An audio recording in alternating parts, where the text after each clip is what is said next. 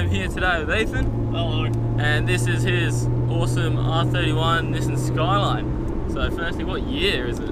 It is a 1988 Series 3 Ti. I actually bought it on the day of its build on the 16th of December on its 30th birthday, essentially. Oh, that's pretty cool. Yeah, I only realised that a month after owning it. So obviously it's a manual, so what box does this have? So it's been manual converted, and as far as I can tell, it's been converted with an RB20D T-box. I'm pretty sure it's just stock standard clutch, not anything fancy, heavy duty or anything like that. Yep. Box feels pretty healthy, so I'm not complaining too much, and it's got some fresh gearbox oil in it now, so yeah, awesome. She is peachy. That's the thing, it doesn't sound like it's crunching or anything abnormal. The 20s are pretty much the same as with the RB30 gearboxes. Yeah. From what I know, I think they're pretty much identical. Yeah. Except for, of course, you were saying the speedo drive. Yeah, so I haven't got the speedo cable in it at the moment, hence I'm running the heads-up display, but it's not really a huge issue to me anyway, so... And that is a pretty sick heads-up display. Yeah, no, it definitely goes alright. Like, yeah, it's got your speedo, the time, your kilometres travelled distance, so it lets me know my fuel mileage as well, since the fuel gauge doesn't work, but, you know, standard 31 things really. Yeah. I was thinking, even if it doesn't work, sometimes you can flick it, it'll work, and then it'll just give work for a day or two. Tap, I love the steering wheel. I think that's definitely one of the coolest things I've seen about the car. As far as what I've been informed, it's a genuine HR31 turbo wheel on it. Yeah, I dig it. I like it. It's, you know, it suits the car. I love it because it's like the old school like Momo racing wheels. Yeah. But then it's got like the nice turbo horn button in the middle. Yeah, and it just means that I have to make this an RB30 ET now. So. Yeah. Because so you're running just a single RB30 overhead cam. Yeah, just an NA RB30, but it's as healthy as can be. Like, it's running 80 plus pounds of oil pressure at all times. Runs nice and cool. I've had no issues with it. It's got like a little bit of a lifter tick and a slightly leaky injector, but you know, that's fine. For a 30-year-old motor, I'm not complaining at all. And I love the colour on this car, like that dark kind of grey. It's damn clean for considering the age of the car. Yeah, like I've found, you know, minimal to zero rust. There's like a small bubble starting on the fuel filler cap, but for a 30-year-old car, that's kind of like an expected thing. All the chrome trims are really nice. The paint itself is really nice outside of a few little scratches and blemishes, but you know, once again, 30-year-old car, I'm not complaining too much. If you see it cruise past, you'll just think, oh, that looks mint. Yeah. You won't notice all the small things like that. And it polishes up really good. Like, there's no, you know, little fine scratches really anywhere outside the bonnet, but, you know, it wouldn't take too much just to cut and polish it back and, you know, bring it back to its former glory, so to speak. So I'm pretty sure it's still got the 3.9 ratio auto diff in the rear.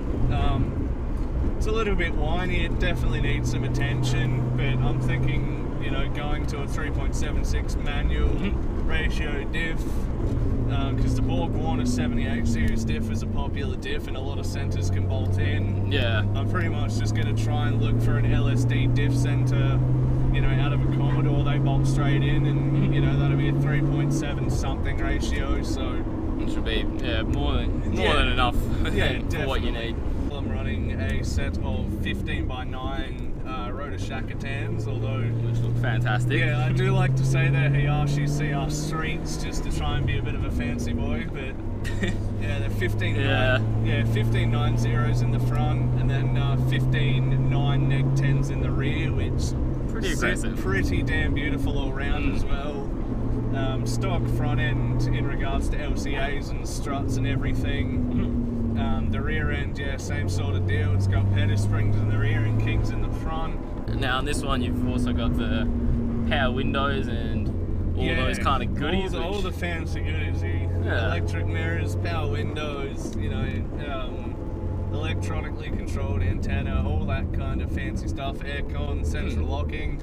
And the best part is all of it actually works. Yeah. Like, all the 6-panel lights in the center console. You know, every electronic feature on this car works, which once again really surprised about being a 30-year-old car. Put the gauges in just for a little bit more of an accurate reading on temps and pressures. And the gauges suit really nice in that spot, especially with a chrome outer ring.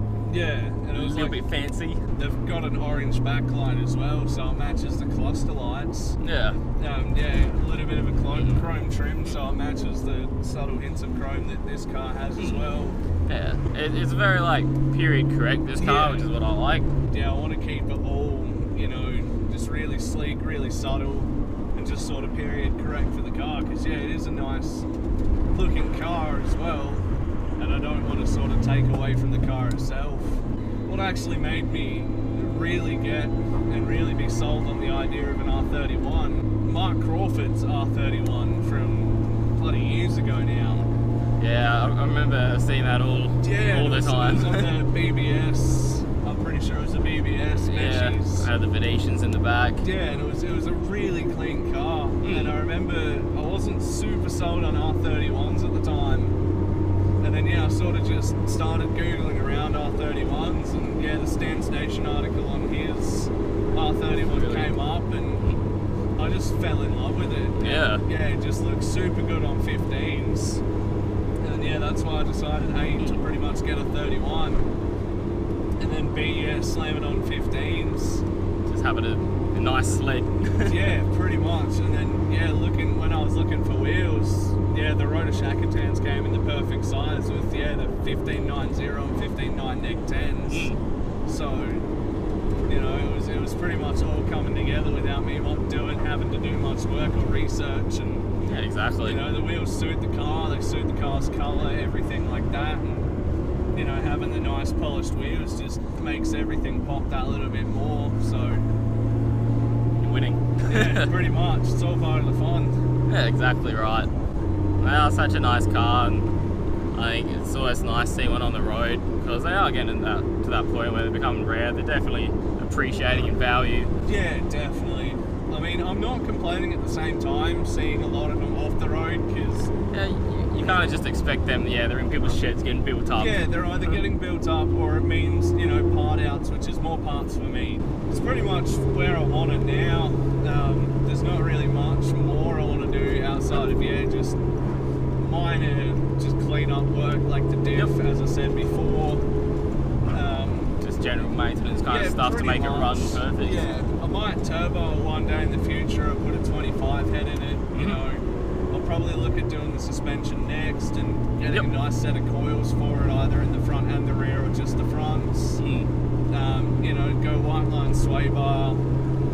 Look at stiffening up the body roll a little bit, because these are pretty notorious for some hefty body roll. Yeah, that's the thing. They weren't necessarily designed, the Australian ones at least, to be a sports car. They were just to get your family around and whatnot. But people like the shape of them. You know, some people might think it's too boxy. I think it looks awesome. Yeah, no, I definitely have a thing for 80s style 4 doors. Yeah, because as you know, my Corolla as well. Yeah. So Ethan's also got a K70, which is awesome. He's helped me out on mine quite a few times actually, especially sorting out carby problems when we're trying to get it all to run. Yeah. So massive thanks to you for that. Yeah, that's actually how I met you as well. Yeah, pretty much a year ago now. Have you had any like ups and downs with this car?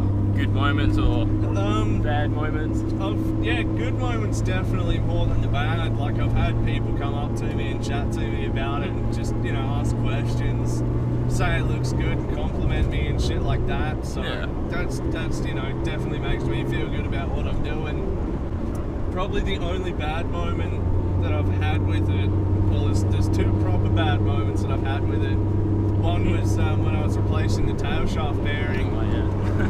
Friggin' Toby Dunstall knows about this one actually, because I got him to give me a hand with it, and we took it to the press at JMS to press the CV joint off the tail shaft so we could replace the bearing. Yeah. And as we brought the press down, the CV joint just detonated in the press and went off like a gunshot and just sent ball bearings everywhere. So that was on a Saturday at like 1 in the afternoon, so we couldn't even get sprints to order and a new one or anything until Monday.